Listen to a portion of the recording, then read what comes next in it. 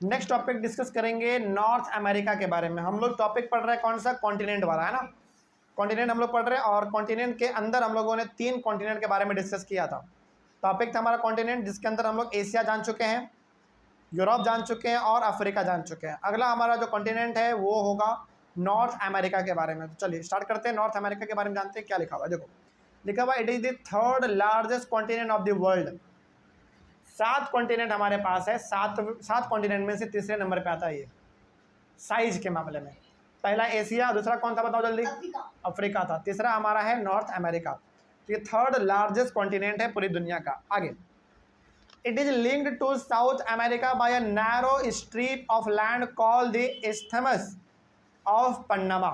मतलब यदि आप वर्ल्ड मैप में अच्छे से देखोगे ना तो ऊपर है नॉर्थ अमेरिका, नीचे है साउथ अमेरिका, और ये दोनों आपस में कनेक्टेड है। थोड़ा सा जगह है खाली, उसी जगह को क्या बोला जाता है? Isthmus of Panama. तो फिर वहाँ पे लैंड है? बिल्कुल हाँ, वहाँ पे लैंड है, हल्का सा ज़मीन है।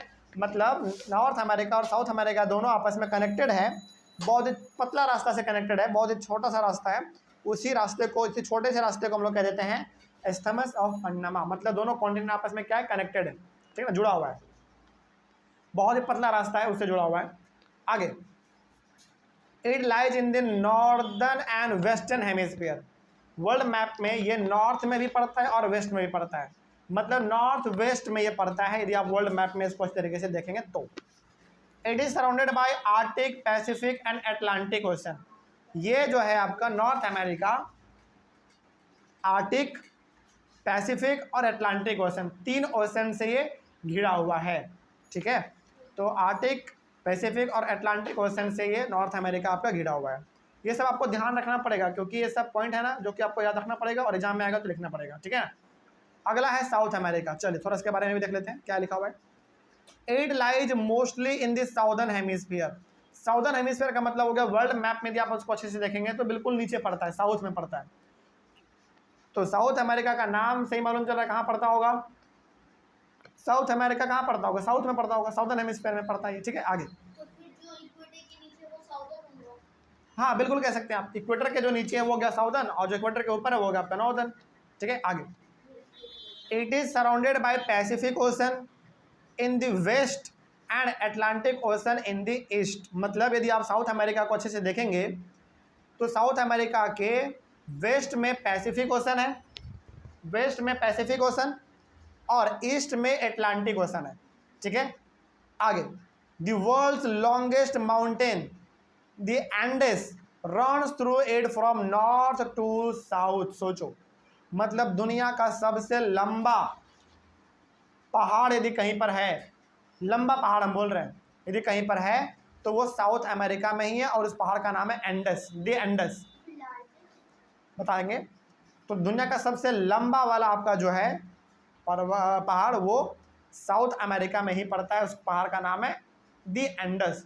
और ये साउथ अमेरिका में नॉर्थ से स्टार्ट होता है, साउथ तक लंबा है। सोचो, केवल पहाड़ी पहाड़ है उधर। ये तो बताना बड़ा मुश्किल है, देखना पड़ेगा, लेकिन बहुत लंबा है। सोचो, पूरा का पूरा कॉन्टिनेंट में ही फैला हुआ है पहाड़, तो बहुत बड़ी बात है ये। आगे, it has the world's largest river the Amazon. और दुनिया का सबसे लंबा नदी भी यहीं पर है, अमेजॉन रिवर, सबसे लंबा रिवर, ठीक है ना। आगे, क्या? Nile river. चलिए थोड़ा सा कन्फ्यूजन आपका दूर कर देते हैं। यहाँ पे था नाइल, ये है लॉन्गेस्ट और ये है आपका लार्जेस्ट। दोनों में डिफरेंस है, बिल्कुल डिफरेंस है। देखो, लॉन्गेस्ट का मतलब हो गया एक तरीके से आप बोल लो तो बहुत, मतलब चौड़ाई भी उसमें आ जाएगा आपका, और लार्जेस्ट का मतलब हो गया लंबाई में। समझे मेरे बात? तो ये हो गया आपका। तो यहाँ पे हमारा ये हो गया। मतलब देखो, नदी ना हमारे वर्ल्ड में बहुत सारे हैं, जिसमें से 2-3 नदी बड़ा फेमस है। एक हो गया आपका अमेजॉन, दूसरा हो गया नाइल। ये सब ऐसे ऐसे नदी है ना जिसका कोई सीमा, मतलब कोई इसका अंत नहीं है, बहुत दूर तक फैला हुआ है, बहुत लंबे लंबे हैं सब, ठीक है। आगे, अगला है ऑस्ट्रेलिया। ऑस्ट्रेलिया के बारे में चलो थोड़ा सा देख लिया जाए क्या है। It is the smallest continent. Australia को जब आप देखोगे ना तो ये कॉन्टिनेंट कम कंट्री ज़्यादा लगता है, क्योंकि ये सबसे छोटा कॉन्टिनेंट है आपका। नहीं, बिल्कुल नहीं, इसको कॉन्टिनेंट बोलते हैं हम लोग। ठीक है, आगे। मतलब ये इतना छोटा कॉन्टिनेंट है कि इसको हम लोग आइलैंड कॉन्टिनेंट के नाम से जानते हैं, क्योंकि ये चारों तरफ पानी से घिरा हुआ है, पहला बात। दूसरा बात, ये छोटा भी देखने में लगता है, इसलिए हम लोग इसको आइलैंड कॉन्टिनेंट भी बोल देते हैं। तो ये सातों कॉन्टिनेंट में से सबसे छोटा कॉन्टिनेंट यही है हमारा। It lies in the southern hemisphere. World map में यदि आप ध्यान से देखेंगे तो ये सबसे कहाँ पड़ता है, नीचे पड़ता है, साउथ में पड़ता है, इसीलिए इसका नाम हो गया, मतलब इसीलिए इसको हम लोग बोलते हैं कि साउदर्न हेमिस्फीयर में पड़ता है। It is surrounded on all sides by the ocean and seas. मतलब ये पानी से, समुद्र के पानी से चारों तरफ से घिरा हुआ है। It is called an island continent, इसीलिए हम लोग इसको आइलैंड कॉन्टिनेंट के नाम से भी जानते हैं। आइलैंड का मतलब क्या होता है, वो जमीन जो कि समुद्र के पानी से चारों तरफ से घिरा हुआ है, ये भी घिरा हुआ है, इसलिए हम लोग उसको क्या बोल देते हैं, आइलैंड कॉन्टिनेंट बोल देते हैं। ऐसे तो अफ्रीका भी आइलैंड कॉन्टिनेंट बनाते हैं। अफ्रीका को आप आइलैंड कॉन्टिनेंट नहीं बोल सकते हैं, क्योंकि उसका साइज बड़ा है। देखो ध्यान से, उतने बड़े साइज को आप क्या आइलैंड बोलोगे? आइलैंड का मतलब क्या होता है, बहुत छोटा।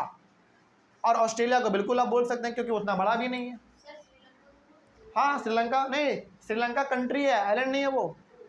तो उसको आप क्या बोल सकते हो, आइलैंड कंट्री बोल सकते हो। हाँ, श्रीलंका को, वो चूंकि कॉन्टिनेंट नहीं है, वो क्या है, कंट्री है, तो श्रीलंका को आप आइलैंड कंट्री बोल सकते हैं, और बोलते भी हैं हम लोग। ठीक है, तो इसका मतलब ये मत समझना कि पानी से जो तरफ चारों तरफ से घिरा हुआ है उसको आइलैंड ही बोल देंगे, नहीं, उसका साइज भी देखो। यदि साइज बड़ा है तो नहीं कहेंगे आप, लेकिन साइज छोटा है और पानी से चारों तरफ से घिरा हुआ है तो आप उसको आइलैंड कॉन्टिनेंट बोल सकते हैं। ठीक है ना, जैसे आपका श्रीलंका, श्रीलंका भी पानी से चारों तरफ से घिरा हुआ है, लेकिन वो कंट्री है, तो उसको आप क्या बोलोगे, आइलैंड कंट्री बोलेंगे उसको हम लोग। ठीक है ना, चलिए, इस तरीके से हमारा ऑस्ट्रेलिया वाला भी खत्म हुआ। अगला है लास्ट कॉन्टिनेंट, जो कि हमारा है एंटार्क्टिका। चलिए जरा इसके बारे में भी देख लिया जाए, क्या है।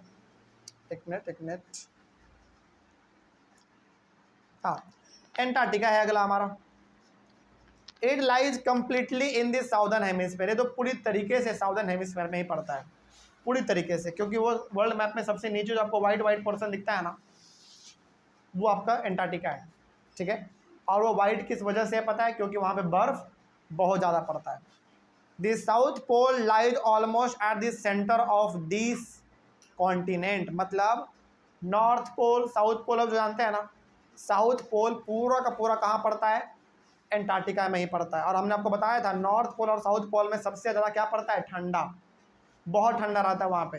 तो ऑब्वियस सी बात है, साउथ पोल आपका पड़ता है कहाँ पे, एंटार्क्टिका में। तो एंटार्क्टिका में क्या ठंडा नहीं होगा, बिल्कुल ठंडा है, बहुत ठंडा है। मतलब वहाँ पे आप ऐसे हाथ बाहर निकालोगे, मुश्किल से 1-2 मिनट लगे आपका हाथ जम जाएगा, इतना ठंडा होता है वहाँ पे।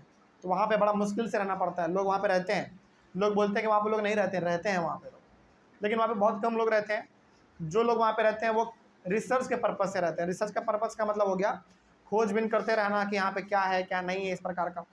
आगे, it is located in the South Pole region. South Pole region का मतलब हो गया एक तरीके से जहाँ पे बहुत ठंडा पड़ता है। साउथ पोल, नॉर्थ पोल, जो आप लोग जानते हैं ना, पोलर रीजन, ये बहुत ठंडे वाले जगह होते हैं, और ये सब कहाँ है, एंटार्क्टिका में है। तो इसीलिए वहाँ पे ठंडा बहुत पड़ता है। It is permanently covered with thick ice sheets. मतलब ये हमेशा बर्फ के चादर से घिरा रहता है।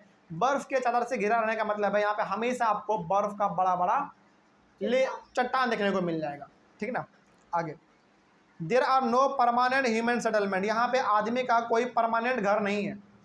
जैसे हम लोग रहते हैं ना, जैसे हम लोग अभी पटना में, तो हम लोग क्या बोलते हैं, परमानेंट घर है मेरा, बोलते हैं ना ऐसा हम लोग। वहाँ पे ऐसा नहीं है permanent.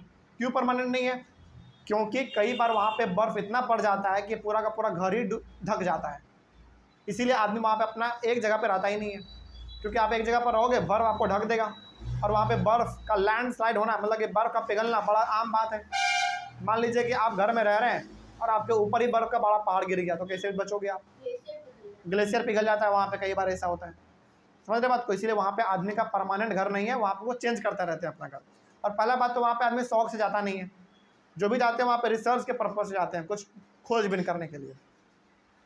Many countries have research station in Antarctica. बहुत सारे कंट्री ने अपना एंटार्क्टिका में रिसर्च स्टेशन बनाया है। रिसर्च स्टेशन का मतलब हो गया ऐसा जगह जहाँ पे वो लोग रह के क्या कर सकते हैं, रिसर्च कर सकते हैं। हमारा इंडिया का भी वहाँ पे है, इंडिया का भी रिसर्च सेंटर है वहाँ पे। India also has 2 research centres here named as Maitri and Dakshin Gangotri. India का भी वहाँ पे 2 रिसर्च स्टेशन है। पहला का नाम है मैत्री और दूसरा का नाम है दक्षिण गंगोत्री। ये दो ऐसे रिसर्च सेंटर है जो कि इंडिया का है, वहाँ पे हम लोगों ने लगाया है और वहाँ पे हमारे बड़े बड़े साइंटिस्ट लोग रहते हैं, वहाँ पे खोजबीन करते हैं, सरकार उसको पेमेंट करती है, बहुत पैसा उनको लोगों को मिलता है सरकार के द्वारा, क्योंकि रिस्क वाला काम है ना। चलिए, इस तरीके से हमारा ये सभी के सभी कॉन्टिनेंट के बारे में कंप्लीट हुआ टॉपिक। अगला टॉपिक होगा हमारा हाइड्रोस्फीयर, जो कि हम लोग अपने अगले क्लास में डिस्कस करेंगे। कोई डाउट यहाँ तक समझने में?